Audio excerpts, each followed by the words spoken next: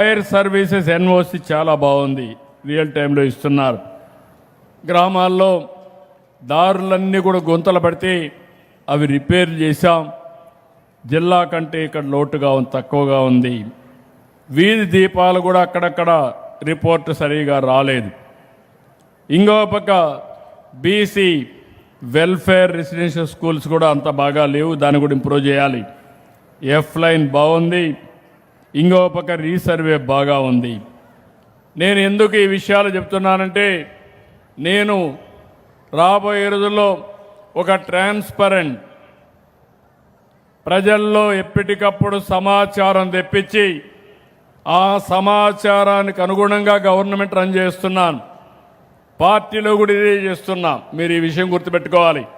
విజయశ్రీ బాగా చేయకపోతే విజయశ్రీ బాగా పనిచేయలేదని మొహమాటమే లేదు, నిర్మోహమాటంగా చెప్తానని మీ అందరికీ విజ్ఞప్తి చేస్తున్నా.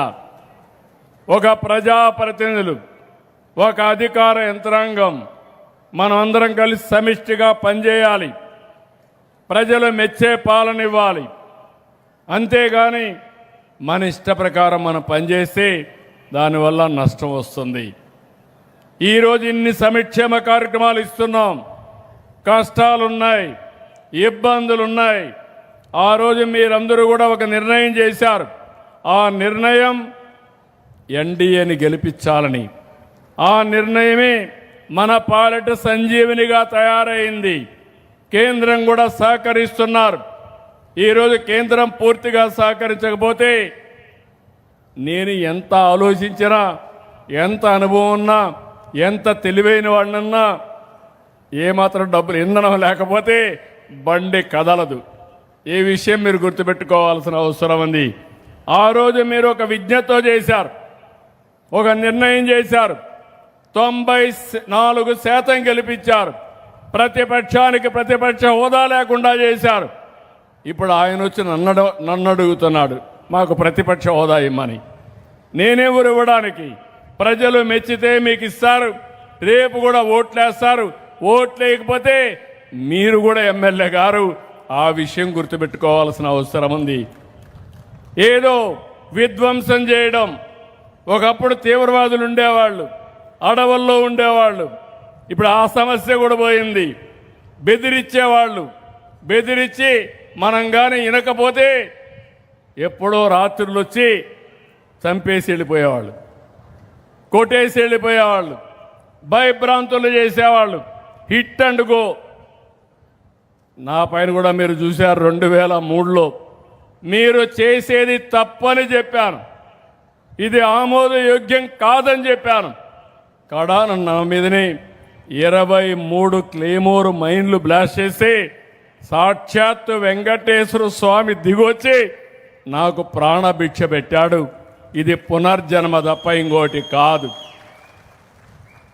అలాంటి వెంకటేశ్వర స్వామిని అప్రతిష్ఠ చేయాలని, అపచారం చేయాలని, అక్కడ కల్తీ నెయ్యి, కల్తీ వ్యవహారాలు ఒకటి కాదు, అడిగితే ఎదురుదాడి, ప్రతిరోజు దేవునికి అపచారం జరిగేట్టుగా ఎక్కడికక్కడ ప్రచారాలు చేయడం. నేను నమ్మిన దేవుడు, మా ఇంటి కులదైవం, నాకు ప్రాణభిక్ష పెట్టినటువంటి దేవుడికి అన్యాయం చేస్తే మాత్రం ఎవరిని వదిలిపెట్టనని మరొకసారి మీ అందరికీ హామీ ఇస్తున్నా. ఇలాంటివన్నీ చాలా జరుగుతున్నాయి. రాజకీయాల్లో ఉండే మనం గుర్తుపెట్టుకోవాల్సింది, వీలైతే మంచి చేయాలి, చేత కాకపోతే గమ్మునుండాలి. చెడు చేయడం అనేది మంచిది కాదు, విధ్వంసం అనేది మంచిది కాదు.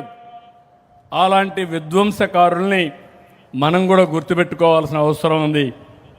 ఎవరు కూడా 45 సంవత్సరాలు 48 సంవత్సరాలు ఉన్న రాజకీయాల్లో రేపు 28కి 50 ఏళ్ళు అంటే సుదీర్ఘమైన రాజకీయ జీవితం. అది వచ్చిందంటే 4వసారి ముఖ్యమంత్రి అయ్యారంటే మీ అందరి దయ, మీ అందరి ఆశీస్సులు, మీ అందరి సహకారం. అలాంటిది నేను ఎప్పుడూ తప్పే చెయ్యను. అలాంటి నిన్నే 44వ సంవత్సరం తెలుగుదేశం ఆవిర్భావ దినోత్సవం జరుపుకున్నాం. అలాంటి నన్ను కూడా జైల్లో పెట్టారంటే ఇంకా మామూలు వాళ్ళ కథ ఏంటని అడుగుతున్నా 5 ఏళ్ళు. ఈరోజు నేను ఒకటే చెప్తున్నాను, మీరు ఏదైనా ప్రభుత్వం తప్పు చేసి చెప్పండి, దానికి సమాధానం చెప్తాం. కానీ కావాలని సోషల్ మీడియా ఉందని, పేపర్ ఉందని, ప్రజలకు నష్టం జరిగే విధంగా, ప్రజల్ని కించపరిచే విధంగా, క్యారెక్టర్ అసాసినేషన్ చేసే విధంగా ప్రచారం చేస్తే కరెక్ట్ కాదు. ఒక ఆడబిడ్డ ఇంట్లో నుంచి బయట వస్తే ఆ అమ్మాయి మీద అసభ్యంగా పోస్టర్లు పెడితే ఆ బిడ్డ తట్టుకోగలుగుతున్నాను అడుగుతున్నా. ఇంట్లో వాళ్ళు ఏమంటారని అడుగుతున్నా. సమాజం ఏ విధంగా చూస్తుందని అడుగుతున్నాను. ఇదే నా బాధ్యతను అడుగుతున్నా.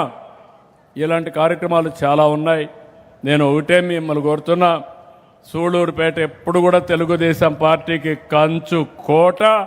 ఒకప్పుడు ఎప్పుడు మనమే గెలిచేవాళ్ళం.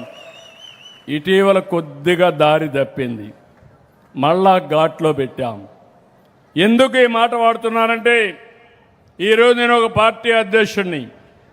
ఆ రోజు మీ అందరికి హామీ ఇచ్చాను, సూపర్ 6 అమలు చేస్తాం.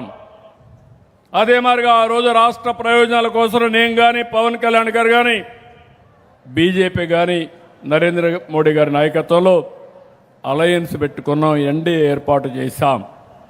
ఆ రోజు నిర్దిష్టమైన హామీలు ఇచ్చాం. ఈరోజు ముఖ్యమంత్రి అయ్యాను. ఆ హామీలన్నీ నెరవేరుస్తూ మీ జీవితాలు బాగు చేయడానికి అనునిత్యం పనిచేస్తున్నాను. ఒక ముఖ్యమంత్రి, ఒక ప్రధానమంత్రి పనిచేస్తే ఆ దేశం బాగుపడుతుంది. ఒక ముఖ్యమంత్రి బాగా పనిచేస్తే ఆ రాష్ట్రం బాగుపడుతుంది.